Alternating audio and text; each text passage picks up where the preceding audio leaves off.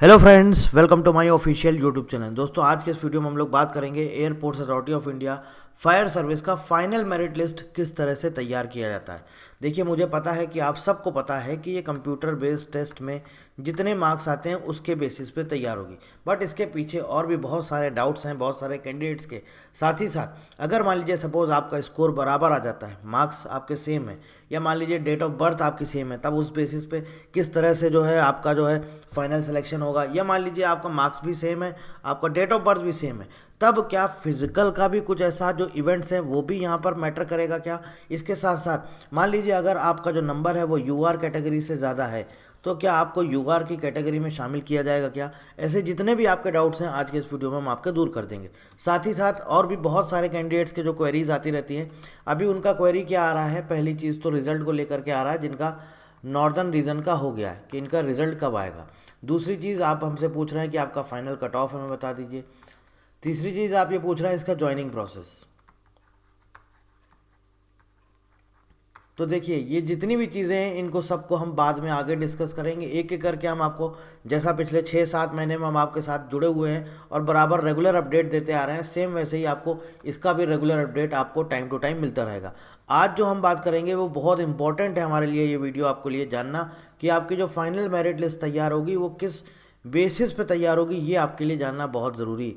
और ऐसा नहीं है कि सिर्फ एक ही रीज़न की बात करेंगे, हर रीज़न की यहाँ पर हम बात करेंगे, ईस्टर्न रीजन, वेस्टर्न रीजन और नॉर्दर्न रीजन। देखिए, आप सब ने नोटिफिकेशन पढ़ा होगा, नोटिफिकेशन में क्लियर लिखा हुआ है कि जो आपका फाइनल मेरिट लिस्ट तैयार होगा वो सिर्फ और सिर्फ सीबीटी बेस्ड होगा, सीबीटी ओनली।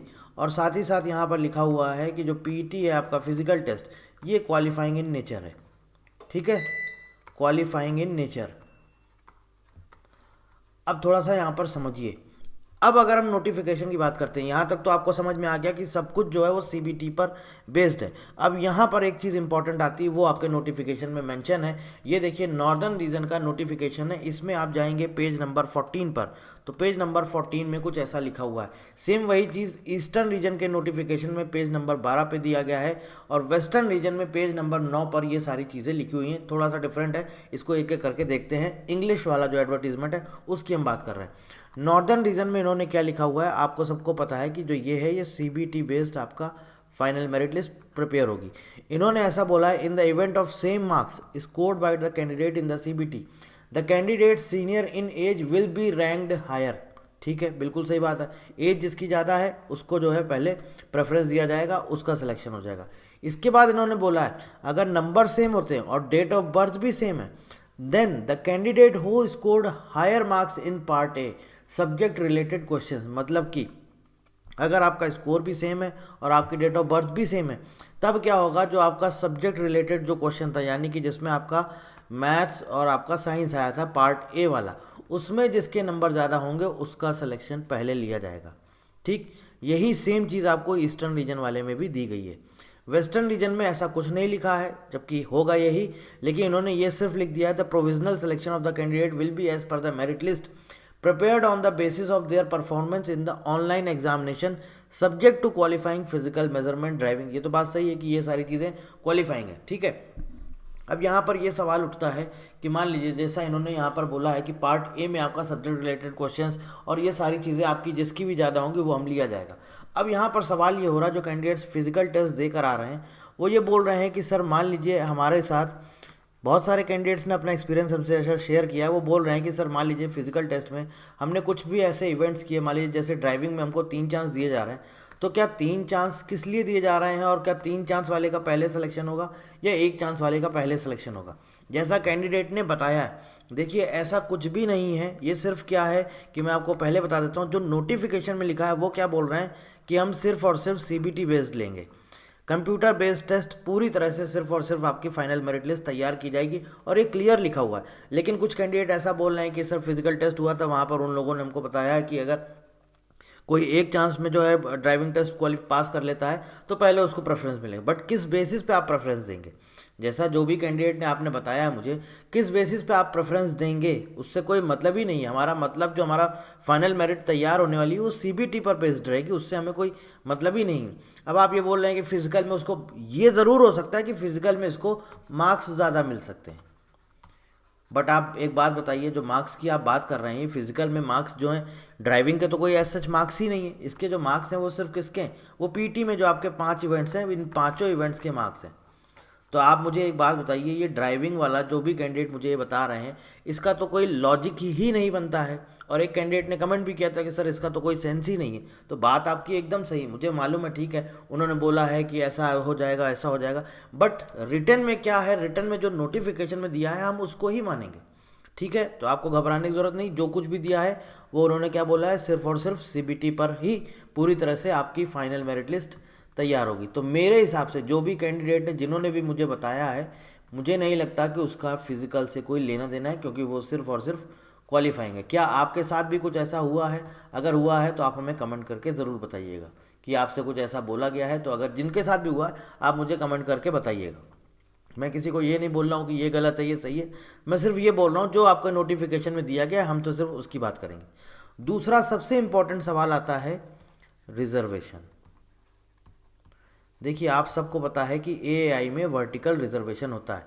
मतलब कि क्या है वर्टिकल रिजर्वेशन का मतलब क्या है? वर्टिकल रिजर्वेशन का मतलब ये है कि हर एक चीज़ जो है कैटेगरी वाइज होती है। ठीक है, पूरा आपने देखा होगा कि यूआर में जितनी कैटेगरी है, मान लीजिए 15 कैटेगरी है, सॉरी यूआर कैटेगरी में मान लीजिए 15 जो है वैकेंसीज है। ठीक है, एससी में 5 हैं, एसटी में 2 हैं, ओबीसी में 10 है। मैं एक एग्जांपल दे रहा हूँ, ईडब्ल्यूएस में 10 है।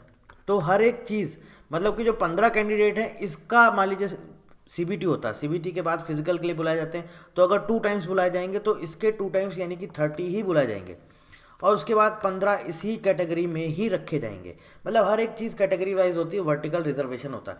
अब सबसे बड़ा सवाल यहाँ पे ये आता है, जो कैंडिडेट फिजिकल दे करके आ गए हैं वो ये बोल रहे हैं कि ये बताइए मेरे जो नंबर है वो अनरिजर्व कैटेगरी से ज़्यादा है, तो क्या मुझे अनरिजर्व कैटेगरी में रखा जाएगा?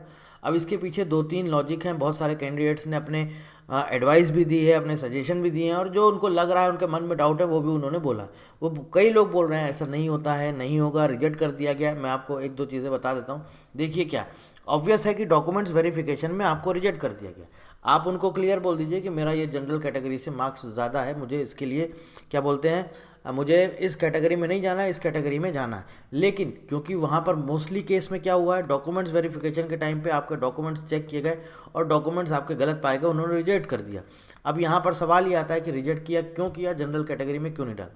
पहली चीज़, जब आपने फॉर्म भरा था तो फॉर्म में आपने अपनी कैटेगरी सेलेक्ट करी थी, फॉर्म में अपनी कैटेगरी आपने सेलेक्ट करी थी। अब एक चीज़ मैं आपको और बताता हूँ, इसको जो बोलते हैं, अगर मान लीजिए यूआर कैटेगरी से आपके मार्क्स ज़्यादा हैं तो आपको यूआर कैटेगरी में प्लेस किया जाएगा, रखा जाएगा। और ये जो कुछ भी ऐसा होता है तो ये नोटिफिकेशन में क्लियर लिखा रहता है, नोटिफिकेशन में ये क्लियर लिखा रहता है कि आपका जो है ये हम इस पे रखेंगे। मतलब जिसको बोलते हैं मेरिट ऑन, इसको बोलते हैं मेरिट ऑन ओन मेरिट। क्या बोला जाता है? Merit on own merit.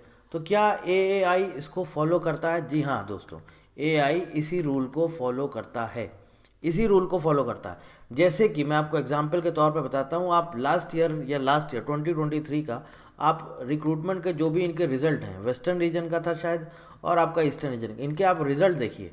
तो वहाँ पर देखिए उन्होंने ऑलरेडी लिखा हुआ है रिजल्ट में कि इस बंदे को सेलेक्ट किया गया है यूआर कैटेगरी में इन प्लेस ऑफ ओबीसी। देखिए वहाँ पे क्लियर लिखा हुआ है। तो इस तरह का जो रिक्रूटमेंट का रूल है, जो आपके इनके रिक्रूटमेंट के रूल में दिया गया है कि हम ये फॉलो करते हैं मेरिट ऑन ओन मेरिट, तो वहाँ पर आप देखिए वहाँ पर उन्होंने वो सारी चीज़ें करी हैं। अब यहाँ पर सवाल उठता है कि किस बेसिस पे ये यूआर कैटेगरी में डालेंगे, क्योंकि इनका जो रिक्रूटमेंट रूल्स है एयरपोर्ट अथॉरिटी ऑफ इंडिया का, वो तो यही करता है कि हम जो है मेरिट ऑन ओन मेरिट, हम तो यही फॉलो करते हैं। और डीओपीटी का सर्कुलर भी है, department of personal and training, इसका सर्कुलर भी है जो भी सेंट्रल गवर्नमेंट का है ये, और ये एआई इसको फॉलो करता है। तो उसके अकॉर्डिंग देखा जाए तो ये मेरिट ऑन ओन मेरिट को फॉलो करते हैं। तो अगर इसकी हम बात करें तो इसका मतलब ऑब्वियस है, अगर कोई कैटेगरी से है ओबीसी से और उसका नंबर यूआर कैटेगरी से ज़्यादा है तो उसको यूआर कैटेगरी में प्लेस किया जाना चाहिए, जो कि इनके रिक्रूटमेंट रूल्स के अकॉर्डिंग कहता है। बट ऐसा इन्होंने नोटिफिकेशन में नहीं दिया। सेम ऐसे ही एक इनका नोटिफिकेशन आता है आपका जूनियर एग्जीक्यूटिव का रिक्रूटमेंट जो गेट के थ्रू करते हैं, उसमें नोटिफिकेशन में इन्होंने लिख रखा है। अब यहाँ पर सवाल आता है कि अब क्या इस रिक्रूटमेंट में क्या कुछ ये ऐसा फॉलो करेंगे क्या, क्योंकि हमें जो इसके पिछले रिक्रूटमेंट के रिजल्ट हमने देखे वहाँ पर इन्होंने वो रूल फॉलो किया है। तो अब अगर यहाँ पर करेंगे तो किस बेसिस पे करेंगे, अगर यहाँ पर करेंगे भी तो किस बेसिस पे करेंगे, क्योंकि आपने तो जो है डॉक्यूमेंट्स चेक किए, आपने देखा कैटेगरी वाला है तो आपने वहाँ पे रिजेक्ट कर दिया, ठीक है। डोमिसाइल वाले आपने जो है वो आपने रिजेक्ट कर दिया। डोमिसाइल वाला तो चलो चलता है, कोई दिक्कत नहीं, आपने रिजेक्ट कर दिया, मुझे पता है। लेकिन अगर कोई ऐसा है जिसका उससे मार्क्स ज़्यादा है तो क्या वो भी कैंडिडेट का जो है डीवी में अगर गलत है तो क्या रिजेक्ट किया गया है? मुझे अभी तक ऐसा किसी भी कैंडिडेट ने ऐसा इन्फॉर्मेशन नहीं दिया। रिजेक्ट किया गया है या फिर उनको बोल दिया गया है हम आपको यूआर कैटेगरी में डालेंगे। तो एज सच अगर किसी के साथ हुआ है तो आप हमें ज़रूर कमेंट करके बताइएगा, क्योंकि अभी तक मेरे पास ऐसी इन्फॉर्मेशन नहीं आई है। बट मैं आपको जो बता रहा हूँ, जो इनका रूल कहता है, इनके रिक्रूटमेंट रूल्स में यही दिया गया है कि हम मेरिट ऑन ओन मेरिट को फॉलो करते हैं।